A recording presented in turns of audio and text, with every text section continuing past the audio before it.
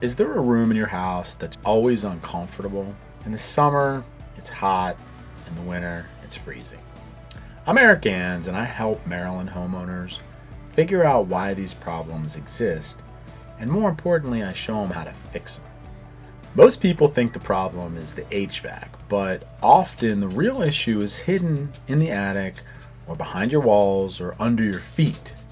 What I do is called a home energy audit. It helps you see your house as a whole system. We look at how air moves, how insulation is performing, and where your home is actually losing energy, because those are the same places that your comp is going to. Think about it like a car seat. You assume it's safe until somebody, a trained professional, shows you how to install it properly.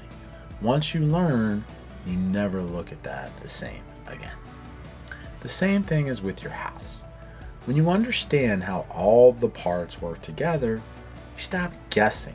You start solving problems. For example, in Keith's house, we found a hidden attic chase connected to a return duct in the basement. Warm air was flying right out at the top of the house into the attic, just like a chimney, 365 days a year.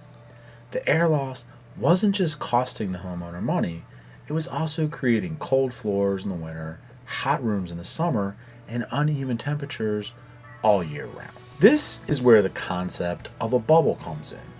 And if there's holes in that bubble, comfort escapes. The thing is, insulation alone can't fix it. 9 out of 10 houses in the United States, according to the Department of Energy, are under insulated. But just adding insulation isn't enough. You've got to seal all of the leaks. And that's honestly what a lot of people get wrong. So, before you spend thousands of dollars on new windows or a brand new HVAC system, you need to understand how your home actually works. That's what an energy audit reveals.